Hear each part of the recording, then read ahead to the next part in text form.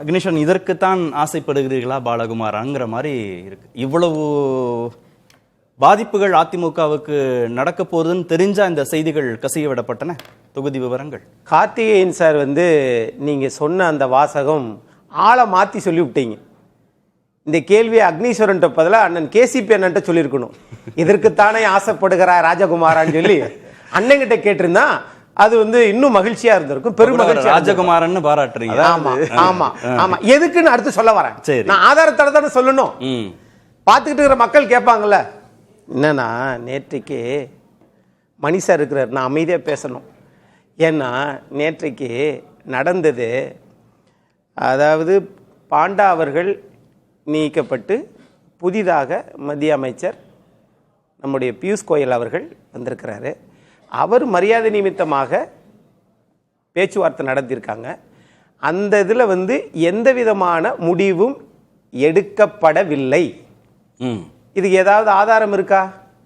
சரி, அல்லது பேசிய மத்திய அமைச்சராக இங்கு பேசிய திரு பியூஷ் கோயல் அவர்கள் பத்திரிகையாளரை சந்திச்சு இது மாதிரி சொன்னாரா?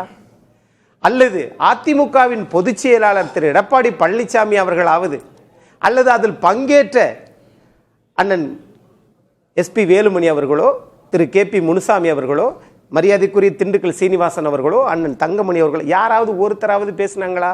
அறிக்கை விட்டாங்களா? இது இந்த நம்பரா? ஆமா.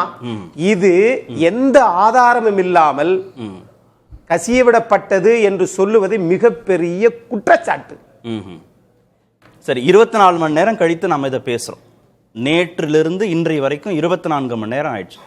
இப்படி ஒன்று நடக்கவே இல்லை, இப்படி நாங்க பேசவே இல்லை அப்படின்னு அதிமுக தரப்பிலிருந்து திரு நயினார் நாகேந்திரன் நேற்று மறுக்கிறார். அதிமுக தரப்பிலிருந்து யாராவது ஒருவர் இந்த செய்திகள்லாம் கசியவிடப்பட்டது, எங்க தரப்பிலிருந்து இது வெளியாகவே இல்லைன்னு யாராவது மறுத்து இருக்கிறார்களா? நான் திருடவே இல்லைன்னு என்ன சொல்லுவீங்க? இப்ப அங்கிருந்து ஒரு டம்ளர் வச்சிருந்தேன், காணாம போச்சு. நான் திருடவே இல்லைன்னா என்ன சொல்லுவீங்க? ஏய், நீ தான் திருடுனியா சொல்லுவீங்கல்ல. இல்ல சார், மன இயல்பு தானே. பேசாத ஒரு இருக்கட்டும். நீங்களாக சார் ஒரு விஷயம் பாருங்க. 2010 கலைஞர் அவர்கள் இந்த ஆட்சி அடுத்து வரக்கூடிய சட்டமன்ற தேர்தலில் 2011 200 தொகுதிகளில் வெற்றி பெறும்னு சொன்னார். அன்றைக்கு சொல்லுவதற்கு அன்றைய உளவுத்துறை அதிகாரி திரு ஜாஃபர் சேட் அவர்கள் பெருமளவு அந்த செய்தியை கசிவிடுவதற்கு ஆதாரத்தோடு அன்னைக்கெல்லாம் இருந்தது. அந்த மாதிரி இது ஆளுங்கட்சியா? அதிகாரிகள் எல்லாம் இந்த செய்தியை உளவுத்துறையில சொல்லி பரப்புங்கப்பா அப்படின்னு சொல்லுவதற்கு அதிமுக ஆளுங்கட்சியா? இல்ல, கூட்டணியில் தடுமாற்றம் என்று தானே நீங்க பேசிக்கிட்டு இருக்கிறீங்க. ஒரே நேரத்துல பல ஊடகங்கள்ல இந்த செய்தி வெளியாகுது, இந்த புள்ளி விவரம் வெளியாகுது. இது வரைக்கும் யாரும் அதிமுக தரப்புல இருந்து மறுக்கல. அப்புறம் இதை வதந்தி அப்படின்னு சொல்லி எப்படி பேசுறது? ஒருவேளை ஜெயக்குமார் கூட சொல்லியிருக்கலாம். திரும்ப நேரம் தர மாட்டார் சார். OPS அவர்கள் ஒரு தவறான செய்தி பரப்பப்பட்டதன் அடிப்படையில் இந்த முடிவுக்கு வர்றாரு, அவசரப்படாதீங்க அப்படின்னு அக்னீஸ்வரன் சொல்ற விளக்கத்தை இன்னைக்கு ஜெயக்குமார் சொல்லியிருக்கலாமே. பேசல ஜெயக்குமார் பேசல. ரைட். இப்ப நான் என்ன சொல்றேன்னா, இப்ப அண்ணன் பேசும்போது சொன்னார் இது அது திட்டமிட்டு அப்படிலாம். திட்டமெல்லாம் கிடையாது. உங்களுக்கு ஒரு திட்டம் இருக்கலாம். ஒரு இயக்கத்துக்கு புரட்சித் தலைவர் எம்ஜிஆருடைய ஆட்சியை கொண்டு வரணும், திமுக ஆட்சியை அகற்றுறதற்கு எல்லாரும் ஒன்று சேருங்கப்பா அப்படின்ற ஒரு திட்டம் தான் அதிமுகவின் பொதுச் செயலாளருக்கு இருக்க ஒழிய நீங்க சொல்றீங்க. ஆனா இதுல நான் ரொம்ப வியந்து பார்க்க வேண்டிய ஒரு விஷயம் என்னன்னு கேட்டீங்கன்னா, அண்ணன் KCP அவர்கள் எப்படியாவது மக்கள்கிட்ட கொண்டு போய் அதை தேய்மானத்திற்கு உண்டான செய்திகளை திரும்ப திரும்ப சொல்லுகிறார். அவர் ஒரு திரைப்பட இயக்குனரை போல என்ன சொல்றாரு பாருங்களேன். 170ன்னு சொன்னது இது 160ன்னு சொல்லியிருக்கலாம். சொல்லிட்டு அவங்களுக்கு 75 கொடுக்கலாம். இந்த 160 பத்தி அவர் பேசவே இல்லை. ஏன்னா ஹீரோயினை காட்டிட்டு ஹீரோவை தான் பெருசா காட்டுறது மாதிரி 160ன்னு இவர் தான் சொல்றாரு. இதை விட்டுட்டு 75ல் ஒருவேளை பாஜக அப்படி வெற்றி பெற்றால் எப்படி பாருங்க, 160 பத்தி சொல்லவே இல்லை. இவருடைய எண்ணத்தை பாருங்கன்ற. ஆனா 75ல் வெற்றி பெற்று பாஜக சட்டமன்றத்துக்குள்ள போய் எதிர்க்கட்சியா உட்காரணும். இப்ப தெரிஞ்சிட்டீங்களா அண்ணனுடைய எண்ணம் என்னன்னு? இதுதான் நான் ஆரம்பத்திலே சொன்னேன். ராஜகுமாரா, இதைத்தானே எதிர்பார்க்கிறாய்? மக்கள் விட மாட்டாங்க.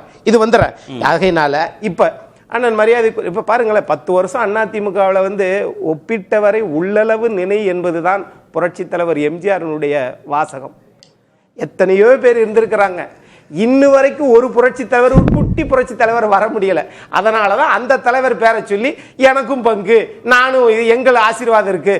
சரி, எல்லா பிள்ளைகளுமே பிள்ளைகள் தான், ஆனால் பெத்த பிள்ளைக்கு தானே அப்பா அம்மா சொத்து சேர்ப்பாங்க. புரட்சி தலைவர் எம்ஜிஆர் வந்து அதிமுகவுக்கு தானே பொறுப்பு. ஆகையினால இது ஒண்ணு. இன்னொன்னு, அண்ணன் கேட்டார் 10 வருஷம் எம்எல்ஏ, அண்ணன் வந்து 5 வருஷம் சட்டமன்ற உறுப்பினர், அப்புறம் நாடாளுமன்ற உறுப்பினர், காங்கேயத்தில் திருச்செங்கோல்ல எம்பி, எம்எல்ஏ, 2 முறை எம்பி. நம்முடைய மூத்த பத்திரிகையாளர் நம்ம மணி சார் இருக்கிற போது ஒரு வார்த்தை சொல்றாரு, அவர் போயிட்டார், இவர் போயிட்டார், இவர் போயிட்டார், இவர் போயிட்டார். கரெக்டு.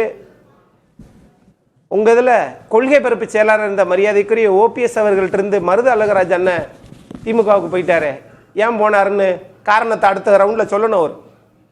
அது மாதிரி ஐயா PH பாண்டியன் அதிமுகவினுடைய கொள்கை தூண், சட்டமன்ற அவர் பையன் அங்க டிஎம்கே போயிட்டாரு, அவர் போயிட்டாரு. ஏன்? நீங்க தான் சேரன் மாதேவியை வாங்கி கொடுத்தீங்க. ஆகவே சட்டமன்றத்தினுடைய நடவடிக்கைகளுக்குள் இது அரசியலமைப்பு சட்டம் கொடுத்தது. ஆகையினால அந்த சரத்து சொன்னதை நீதிமன்றம், உயர் நீதிமன்றம் மாநில சட்டமன்றத்தினுடைய நடவடிக்கைகளுக்குள் தலையிட முடியாது. உச்ச நீதிமன்றம் இந்தியாவின் பாராளுமன்ற நடவடிக்கைகளுக்குள் தலையிட முடியாது அப்படின்ற பொன்னான தீர்ப்பை கொடுத்தாரு. அவருடைய பையனை நீங்க தக்க வச்சுக்கிற முடியல. மரியாதைக்குரிய அரவிந்த் பாண்டியன் தானே உங்க வழக்குகள் எல்லாம் உச்ச நீதிமன்றத்திலும் மாநில உயர் நீதிமன்றத்திலும் நடத்தினாரு. நீங்க அதிமுகவை பற்றி 1000 கேள்வி கேட்கிறீர்கள், அது உங்களுடைய உரிமை.